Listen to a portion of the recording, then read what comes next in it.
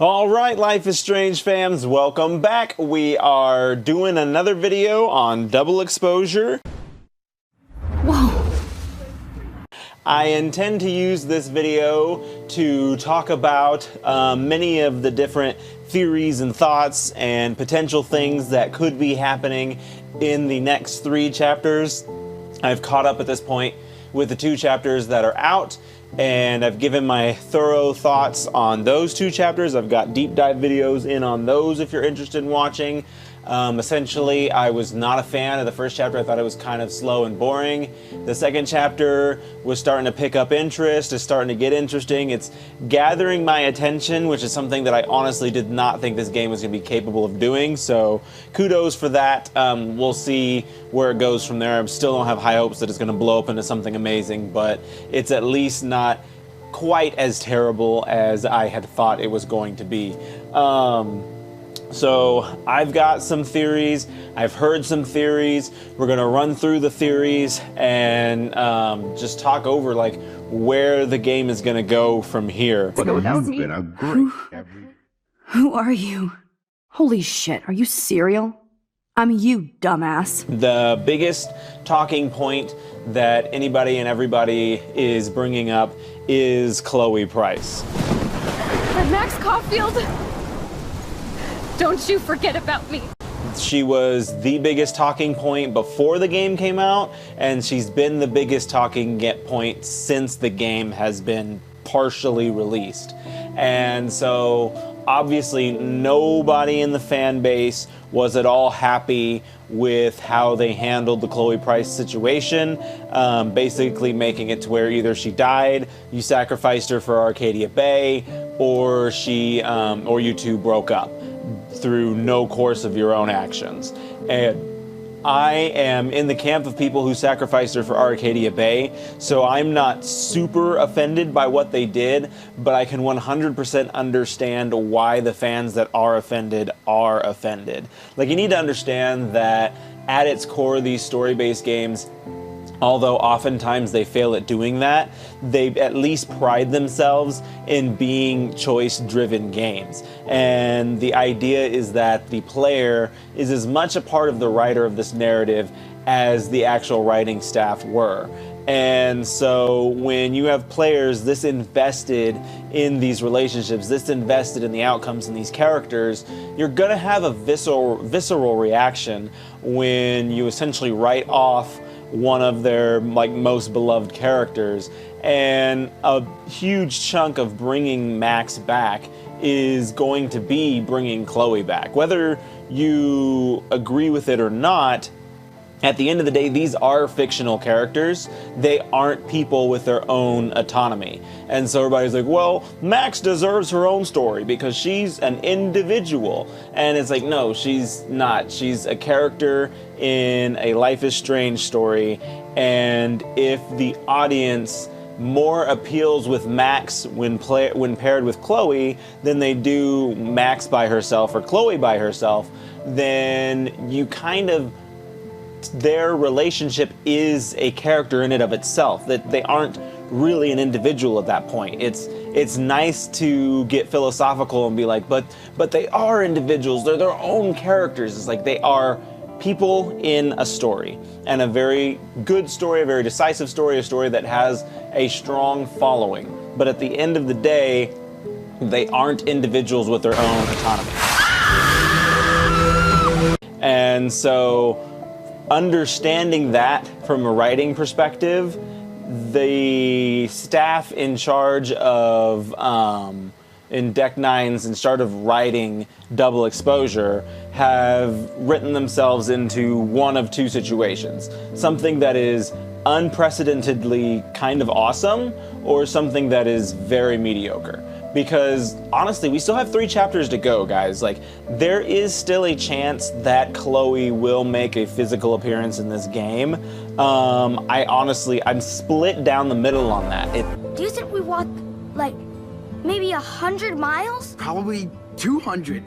Feels like it. Ooh, awesome pass. It's a 50-50 chance. I could 100% see Deck 9 keeping that in their back pocket as their trump card and pulling it out at like the end of episode 4. Chloe shows up, and if you sacrifice Chloe, maybe you get Warren or somebody else. It's not that hard of a thing to do that I feel like it would be a huge lost opportunity for them to just completely not have her exist physically in the game. To the same end, what we have seen of Deck 9's storytelling in the past, I'm looking particularly at True Colors. Their storytelling has not been very deep. It's not been very rich.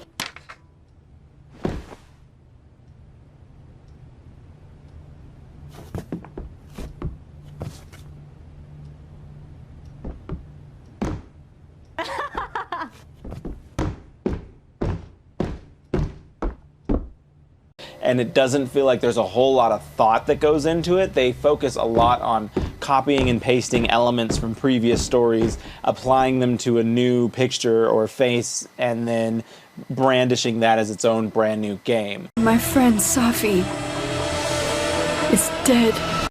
And so, under that visage, under that understanding, it'd be a lot easier and a lot less work on their part to completely omit a physical appearance of Chloe Price. Let's dance! Shake that bony white ass.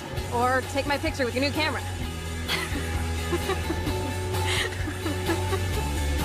Because if you have a physical appearance, that means that's a whole 2 more branches now that you have to program. You got to program the branch with her in it.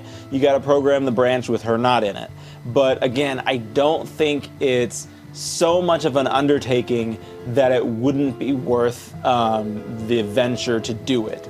Because, like I said, right now, like, their fans are like burning down their dev studio because of how they handled this relationship. Can you imagine the kind of like ecstatic celebration that would come if Chloe Price makes a physical appearance at the end of episode 4 at a pivotal point when Max is at her darkest, at her lowest, and then boom, here comes Chloe Price? Or if you sacrificed her, boom, here comes whoever else has some sort of significant meaning to the story. Like, that would be a huge moment for the game, for the fan base, for the franchise. Everybody would be losing their minds if that happens. And so honestly, and someone who's not personally a fan of Chloe Price, I cannot deny the magnitude that that moment would have.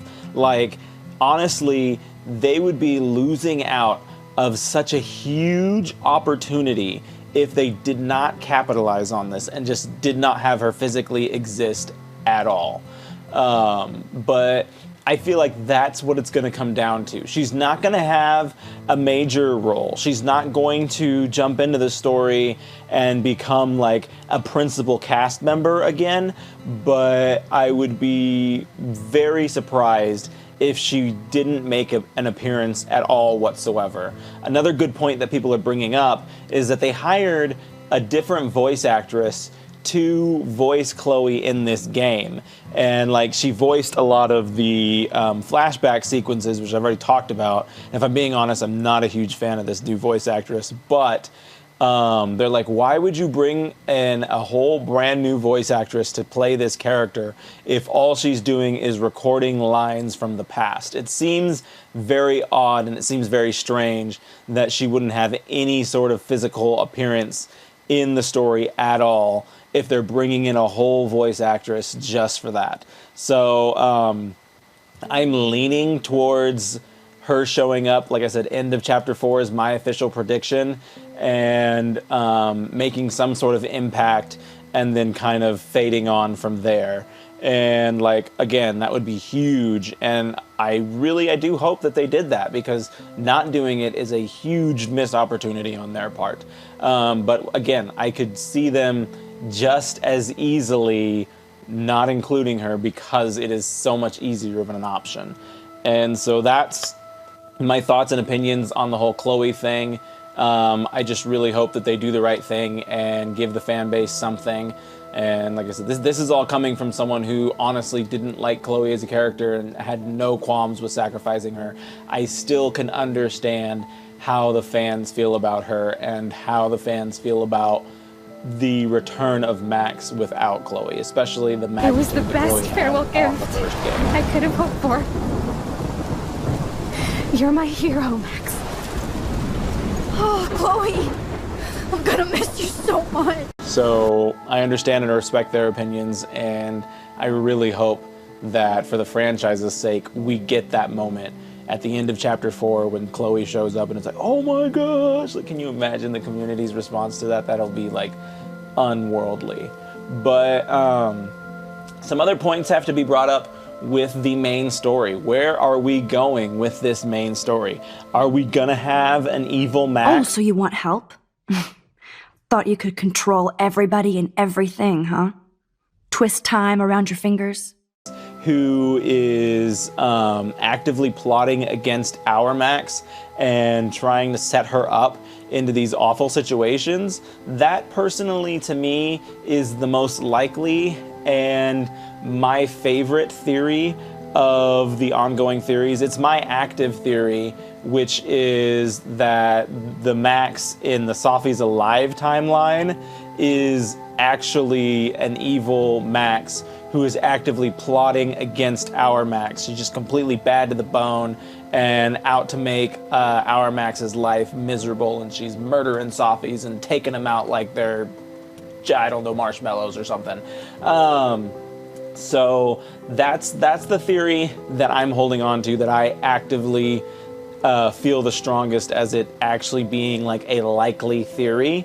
And it's the one that I think would be the strongest written theory out there as well. Like if they did that, that could be one heck of a story. And I would probably just buy the game at that point because that's pretty good. They make mention of that throughout the timelines. Like you see everybody's double, but you don't see Max's double. And my phone is ringing. I'll be right back. I saw myself. That was a big waste of time. Anyway, so yeah, you don't see Max's double. And so it's like, okay, where is the second Max? Like everybody else has a second character in both of these timelines. They're even running into each other outside of each other's timelines, but we don't see the second Max. And that's very suspicious to me. That means there is a second Max. Then she's got to be out there and she's doing something sneaky because she's nowhere to be seen. And multiple characters keep saying that they're being stood up by her. They're like, oh, well, Max was supposed to meet me here and then she disappeared, and Max was supposed to be there and she disappeared and disappeared and disappeared. And so I think that is, like I said, again, that is, in my opinion, the strongest, best theory out there. And I really think that it would be very interesting if that's the route that they take. And this is a problem that even plagued the old Don't Nod games, but Don't Nod and Deck 9 are not very good with like defining the logic behind a power, and the logic behind the rewind power is very weak, and I'm not convinced that the logic behind the splitting timelines power is going to be much stronger. And I wouldn't be surprised if Evil Max does not exist simply because Deck 9's like, oh, well, she can't be in two places at once, so she exists here but not there, and then she exists there but not here. And it's like, that seems really lame. Just let it be two Maxes, just like there's two Reggies and two Gwens and two Lucas Colmenarios. Wowzer, wowzer, wowzer, wowzer. Except for one of the other Maxes also has time powers, and she's bad to the bone. So that is, again, what I feel like is the most likely story and my favorite possible theory. Another theory, which is, I think, equally as likely, if not more so, but not at all my favorite. In fact, I would like downright hate the game if this is the direction it goes, is that the Max in both timelines are one and the same, and that when you get to the end of episode 2 and you see Max holding the gun up to Safi, the idea is that this is the same Max that you're playing as, and there's going to be a meteor coming down that's going to destroy Caledon, and in order to save Caledon, she has to kill Sophalicious to make the timelines correct. And the reason why I hate this and despise it is because it is copy and paste of what they did in the first game. Like, ooh, natural disaster. Ooh, I have to kill this person to save the town. Ooh, I don't kill the person, the town gets destroyed. And honestly, like, not only is copying and pasting a story just downright lazy, but it has no weight this time around because you're not going to spend nearly as much time with Safi as you did with Chloe. Like, again, I didn't much care for her, but I had to stomach that chicks for like 4 whole episodes, the 5 really. And so like at least I can understand why people are attached to her because she was there for so much longer. I have not gotten the vibe that Safi is going to be a integral on-screen presence at all. So if the end of the game decision comes down to murdering Safi and saving all of Caledon, or saving Safi and sacrificing Caledon, I don't even know how that would be a choice when you don't even like really know who the heck Safi is. And so that, I think it's very likely because again, it's writing wise and story wise and diversity wise, it's very easy to do. But for the sake of me not hating Tech 9, I really hope they don't go that route. And so that's another kind of big one there is there 2 maxes or is it the 1 max and it's all going to come full circle like the first game? And I'm hoping for the 2 max theory. We also have some theories about Safi herself being evil and being a villain. And I think that is really fun.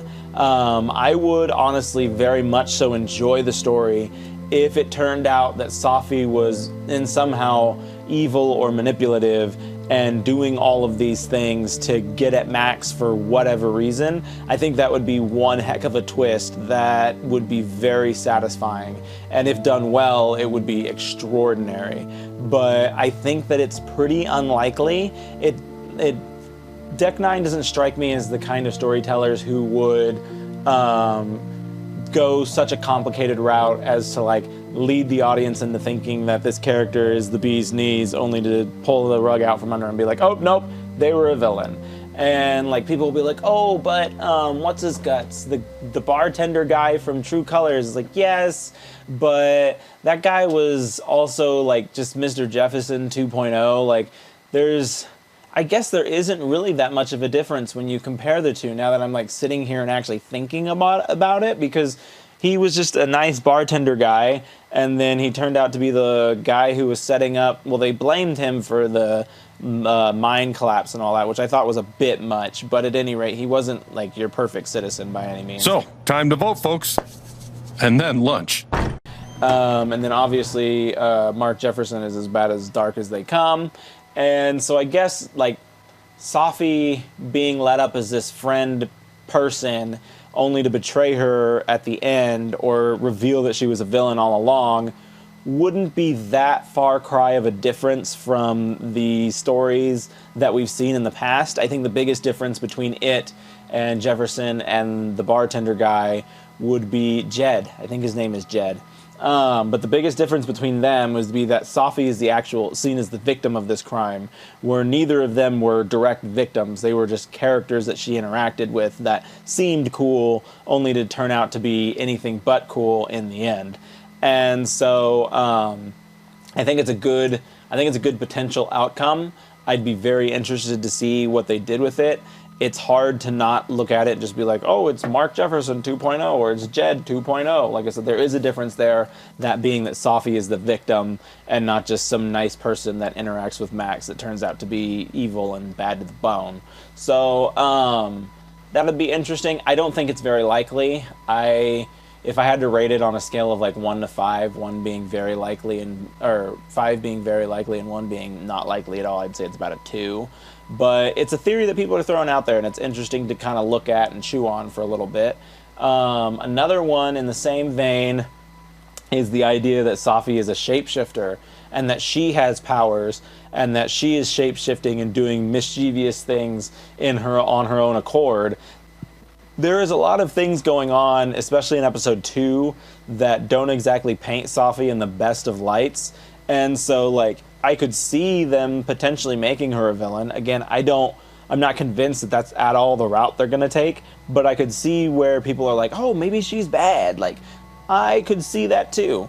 But I honestly don't think that they're going to do that. But hey, we'll see what they do with it at the end of the day.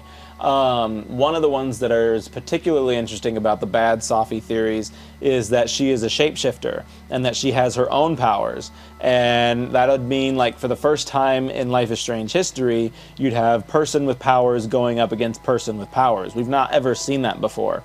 We've usually only gotten one person with powers per game, and they're always the protagonist. And so that could be a very interesting dynamic if they choose to go down that road. Again, I don't think it's very likely that they're going to do that, but it is interesting to think about. I have been going on Life is Strange forums for a while now, pitching my own idea of a game where you play as the main character who doesn't have powers, much like Sean from the second game, and you're fighting against a villain who does have powers. And in all of my pitches on those forums, that villain always had shape-shifting powers. So if they in fact did do Safi as a shape-shifting villain against Max as time-warping hero, that would be pretty interesting, especially considering that it goes right along with the pitches that I have made multiple times. I'm not going to come out here and be like, oh my gosh, my idea, you guys took my idea, but at the same time, it was something that I was thinking about that I had mulled over and made a possibility of. So it would be cool. Again, I don't think it's very likely. We've got 3 more chapters, y'all, to figure out what they're going to do. Are they going to completely just drive the series into the ground? It's kind of headed downhill right now, but it's not so far down that it's not redeemable. Like, I think they can pull it back around if 3, 4, and 5 are good enough. Or heck, even if 4 and 5 are good enough, they probably could save their ship. But, so yeah, moving forward, y'all can mark my words right here. My official thoughts and opinions, my theories, are going to be that Chloe will show up. I'm guessing at around the end of episode 4, at a very pivotal, dark moment in Max's story, whether that be through flashbacks or actually showing up in real time. I think she's going to have on-screen time, and my official thought for it is the end of chapter 4, so we'll see how I do there. My second theory is that there is, in fact, an evil Max who is actively plotting against and trying to take out our Max and make her life miserable. If I'm being honest, I'm probably only like 75% sure that that's reality, but that's going to be my second official prediction. So we're going to get Chloe at the end of episode 4. Evil Max is out there and plotting and being bad to the bone. And then my Safi related predictions are pretty soft at the end of the day. I think she's just dead. My friend Safi is dead. And I don't think that she's a shapeshifter, and I don't think that she's evil. I would say there's probably like a 20% chance of her being a shapeshifter and maybe a 60% chance of her being evil. That's maybe a bit high even, like maybe 45%. But at any rate, I don't think that's very likely. So we'll see how I do when the official launch comes along. If you guys are at all interested, have been enjoying my videos thus far, I know I am very cynical and hateful, and some people appreciate that and other people are like, oh my gosh, go away. At any rate, I'm not going to stop doing what I'm doing. So if you all enjoy it and you want to be able to call me out for my crappy predictions, make sure and tune in after you've watched episodes 3, 4, and 5 and be like, wow, you're right on the money, because I'm not going to be wrong. Thanks, and I'll catch you next time.